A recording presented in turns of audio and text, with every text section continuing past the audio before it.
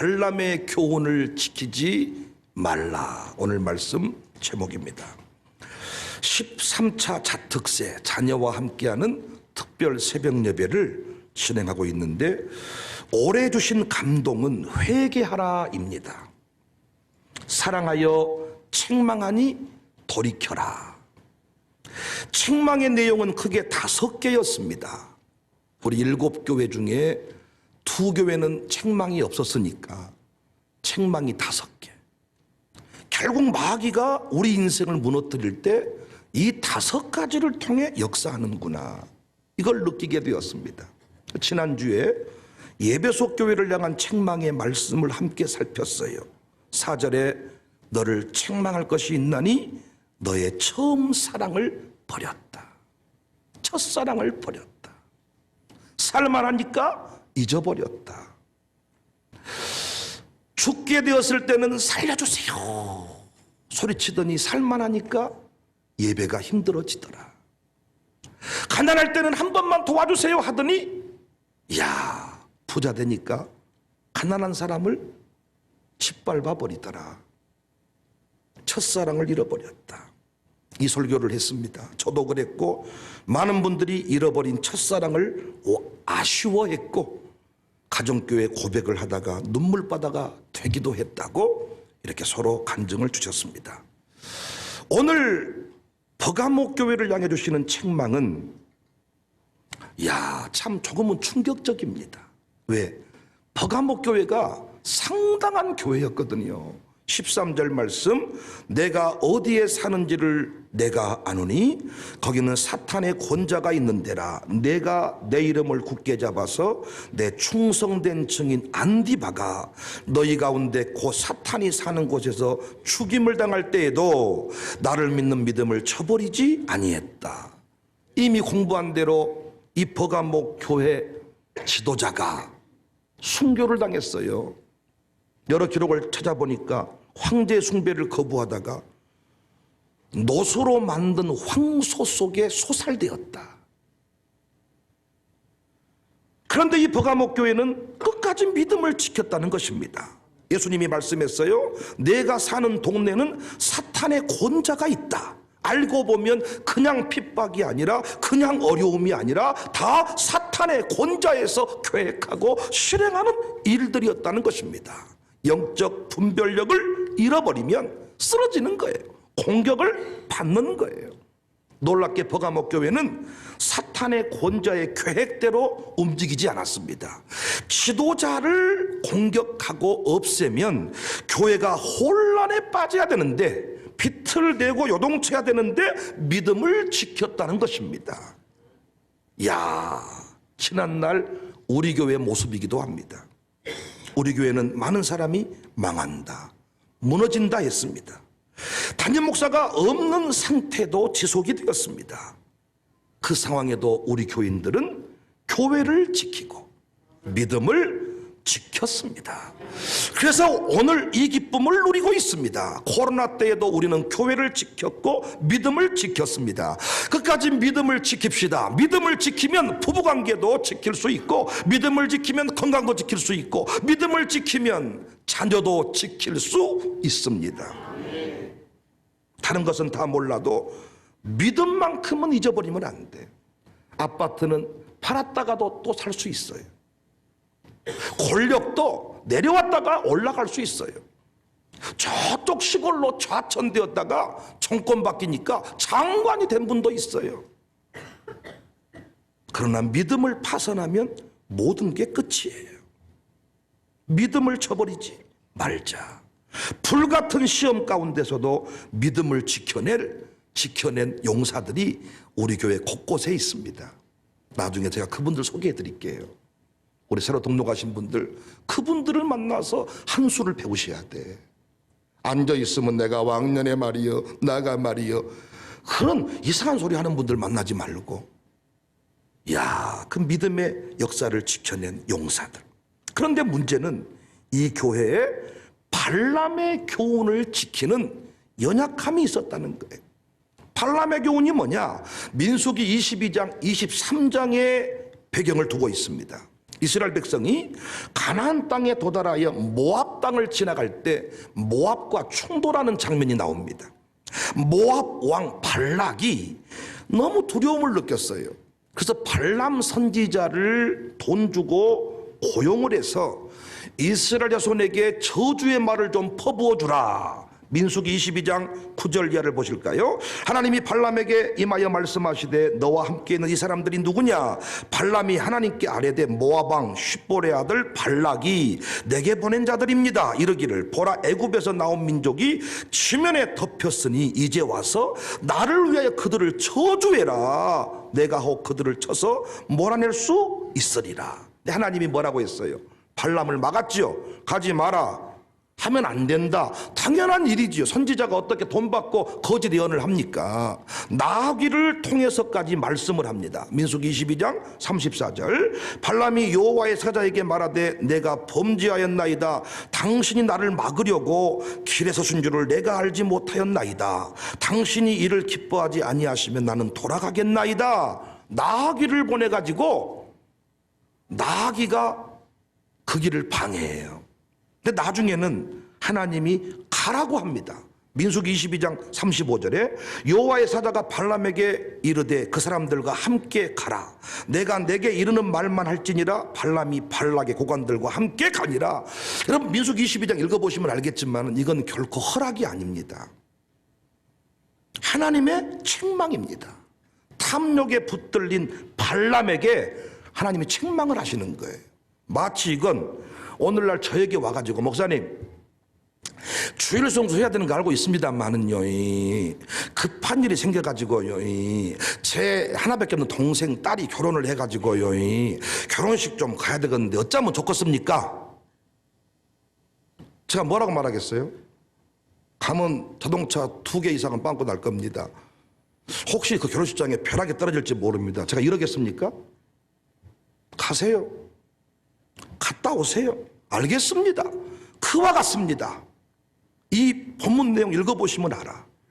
이미 돈에 눈이 멀어버리니까 끝까지 갈까요 말까요 묻는 거예요. 하나님이 한 번 말했으면 알아먹어야 되는데 눈이 머니까 그래서 가라고 한 겁니다.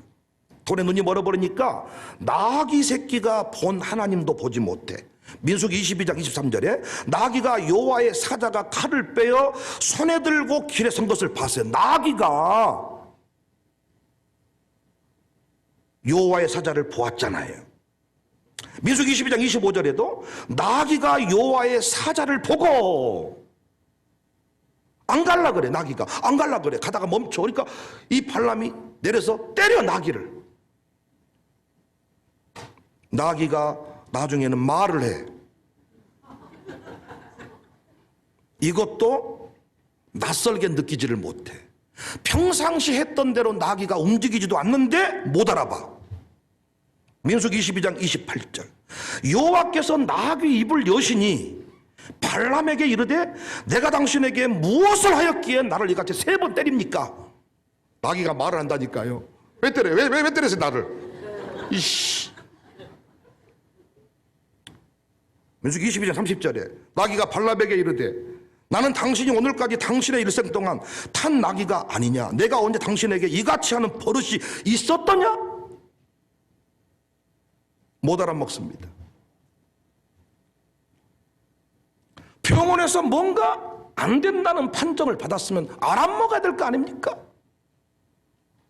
내 자녀의 인생이 뭔가 풀리지 않으면 알아먹어야 되지 않습니까? 못 알아먹습니다.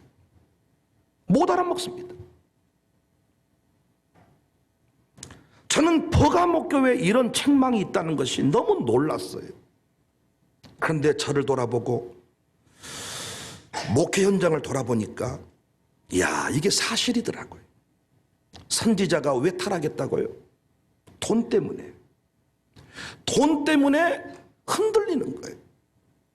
돈 때문에 가지 말아야 될 길을 가는 거예요. 그런데 오늘날 교회 안에 이런 모습이 있다는 것입니다. 여러분, 오늘날 교회 안에 일어나는 문제가 무슨 문제입니까? 돈 문제입니다. 여러분이 그토록 많이 들었던 소식, 목사가 돈을 먹어버렸단다. 그러니까 목사가 뭐 때문에 무너진 거예요? 돈 때문에 무너진 거예요. 근데 목사만 돈을 먹은 게 아니라 장로님 돈을 먹어버려. 재정장부를 딱 맡겨놨더니 몇 억씩을 해먹어버려. 목사님도 돈 때문에 무너지고 장로님도 돈 때문에 무너지고, 연말 되면 돈 때문에 교회가 흔들거립니다. 신앙이 흔들리는 것도, 신앙의 성장이 멈춘 것도 파고 들어가 보면 돈과 연결되어 있습니다. 우리 교회는 여전도에 남전도회가 없지만은 여전도에 모임 빼주래. 회비가 비싸서 못 하겠대. 결국 파고 들어가 보면 돈입니다. 그러니까 우리에게는 버가목교회의 믿음이 있어요. 코로나 때에도 예배를 포기하지 않고 나왔던 믿음이 있는데 여전히 우리 안에는 뭐가 남아있어요? 돈에 대한 욕심이 남아있다는 거예요. 이걸 책망하시는 거예요. 제가 이렇게 멋지게 설교도 하고 나름대로 잘 살아보려고 애를 쓰는데 제 안에 파고 들어가 보면 돈에 대한 욕심이 있다는 거예요. 베드로후서 2장 15절 17절을 봅시다. 그들이 바른 길을 떠나 미혹되어 부올의 아들 발람의 길을 따른, 발람 이제 아시겠죠? 그는 불의의 싹을 사랑하다가 자기의 불법으로 말미암아 책망을 받되 말하지 못하는 나귀가 사람의 소리로 말하여 이 선지자의 미친 행동을 저지했다는 거예요. 선지자가 미쳐버려. 무엇 때문에? 돈 때문에. 자식이 부모를 죽여. 돈 때문에. 부모가 자식을 죽여. 돈 때문에. 미친 짓을 하는도다.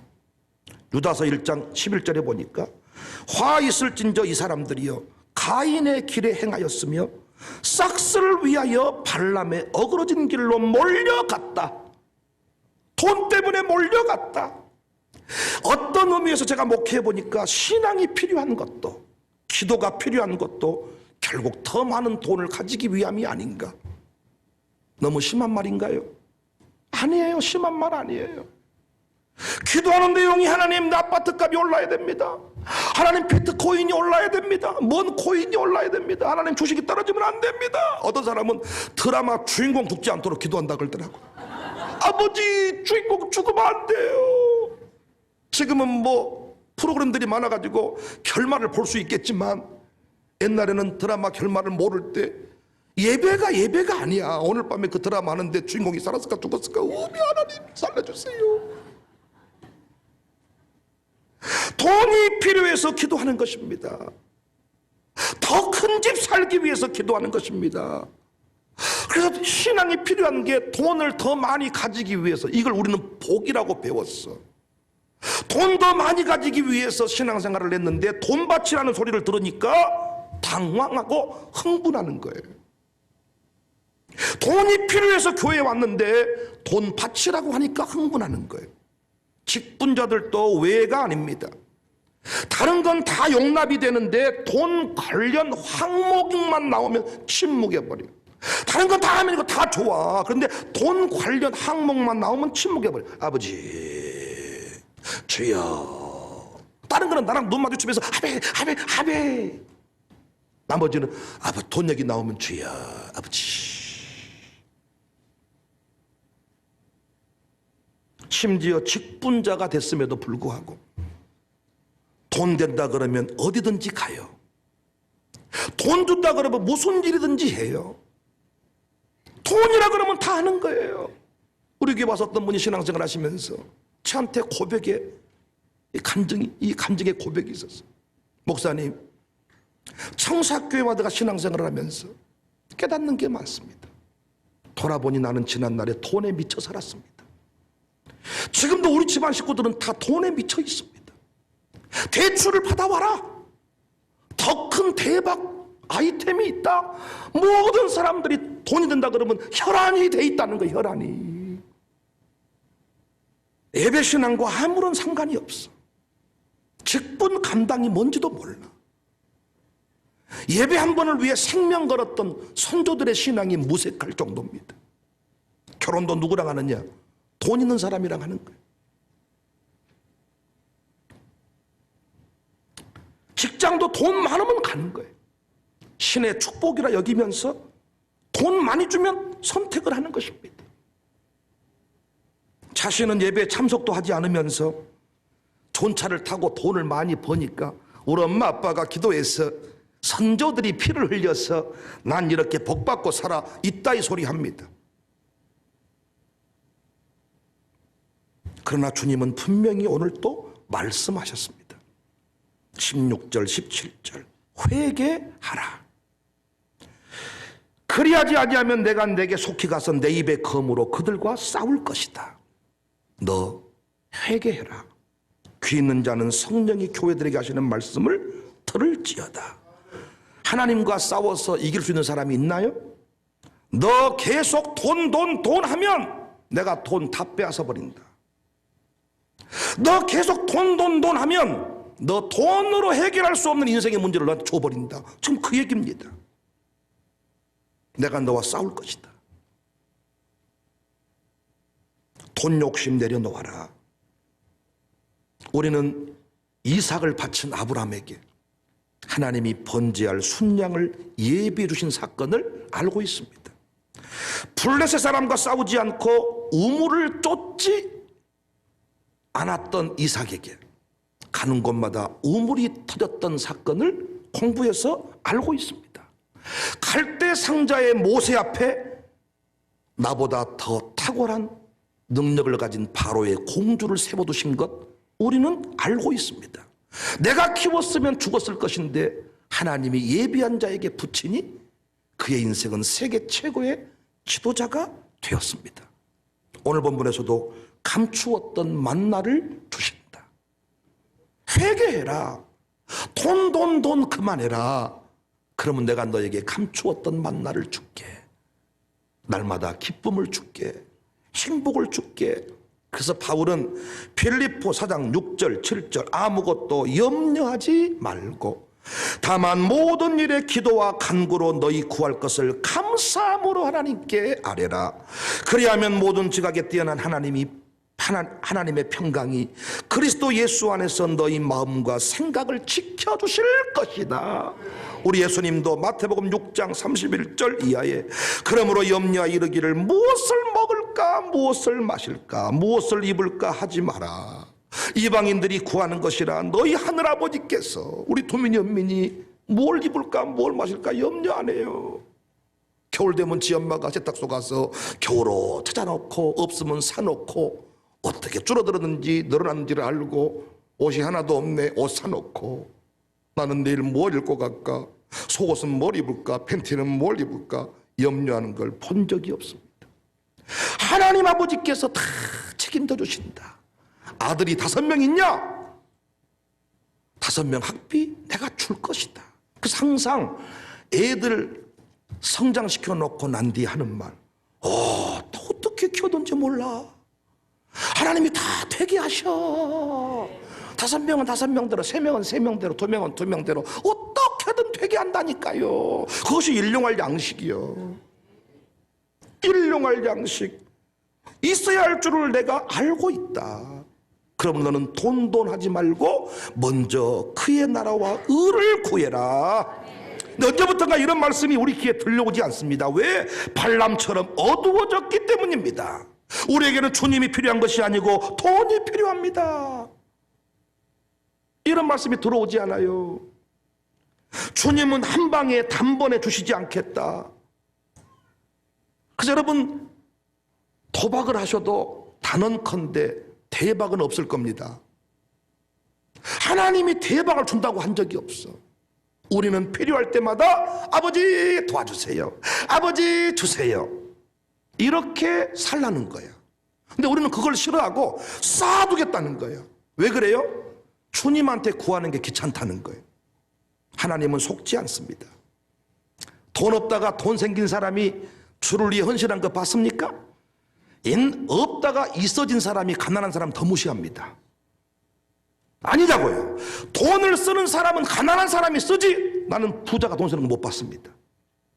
하나님은 속지 않아. 한 방에 안 준다. 자녀 5명이 있는데 10년 뒤에 것 20년 뒤에 것까지 하나님은 안 주신다. 학비 필요할 때 학비를 줄 것이고 유학비 필요할 때 유학비를 줄 것이고 너는 어떻게? 유학비까지, 학비까지, 학원비까지 싹 3년치 계산해서 3년치를 통장에 넣어놓기를 원하지만 우리는 그것이 그 항목대로 쓰여지지 않을 것을 알고 있습니다. 그렇게 학비로 쓰여지면 좋겠지만 3년치가 통장에 들어와 있으면 우리는 건물을 삽니다. 우리는 어디다가 투자를 합니다. 그래서 연말에 뻥뻥 터집니다. 뻥뻥 터져. 하나님은 속지 않아. 내일 일을 염려하지 말고 오늘 감사함으로 하루의 삶을 살아라. 이게 버가목 교회 주신 하나님의 책망입니다. 너 이거 회개해라. 그렇지 않으면 내가 너와 싸우겠다. 싹 날려버리겠다. 없애버리겠다. 네 돈으로 할 수 없는 고통을 내가 너에게 주겠다. 몽땅 주라고 하지만은 몽땅 받은 사람들이 어떻게 살고 있는지 우리는 알고 있잖아요. 드라마 주제의 내용이 다 그거잖아요. 몽땅 돈 받은 사람들이 어떻게 살고 있는지, 아버지로부터 몽땅 건물 물려받은 사람이 어떻게 살고 있는지 우리는 보았잖아요. 회개해라.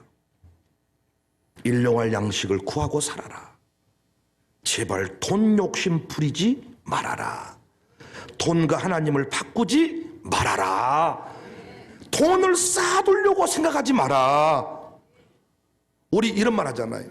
돈 좀 쌓아두고 편하게 살아야 쓰겠다. 우리 평생 소원이죠.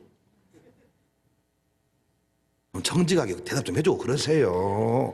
돈 좀 열심히 몇 년 빡세게 벌고 쌓아두고 이제는 노년에 편안하게 살아야 되겠다.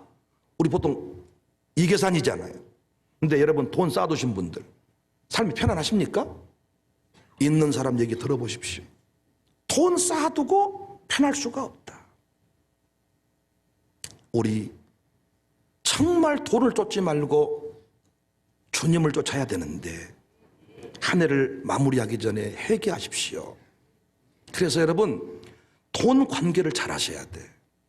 돈에 묶이지 않으려면 먼저 하나님 앞에 돈 관계를 잘 정리하십시오. 그래서 한 해를 마무리하기 전에 회개라는 게 뭐냐? 하나님께 바치기로 한 것, 뗏먹은 것 있으면 돌아보시고 바치셔야 돼. 그리고 못 바쳤으면 내년에라도 내가 언제까지라도 하나님 앞에 바치겠습니다.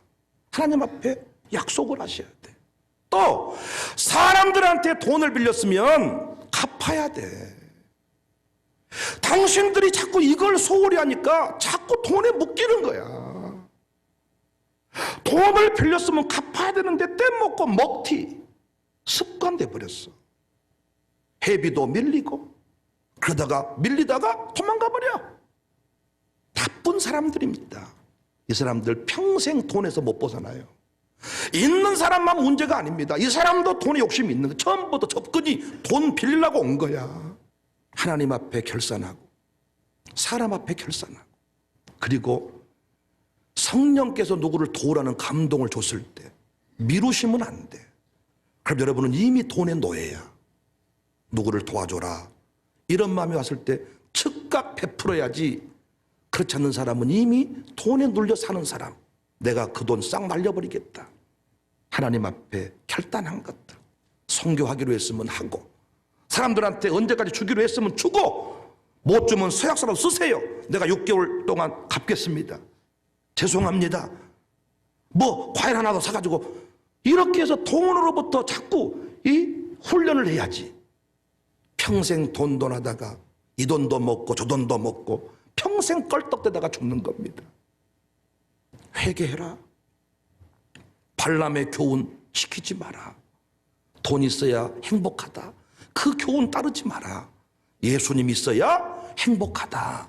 비전이 있어야 행복하다. 두 부부가 신앙생활 잘하고 하나님 쫓으면 행복해요. 돈 쫓으면 불행합니다.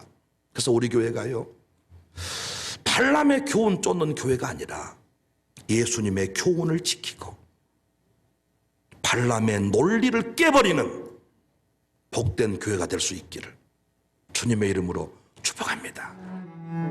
하늘에 계신 우리 아버지여, 이름이 거룩히 여김을 받으시오며 나라가 임하옵시며 뜻이 하늘에서 이룬 것 같이 땅에서도 이루어지이다.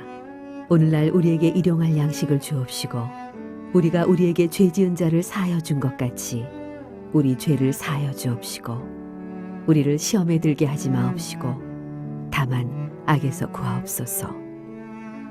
대개 나라와 권세와 영광이 아버지께 영원히 있사옵나이다.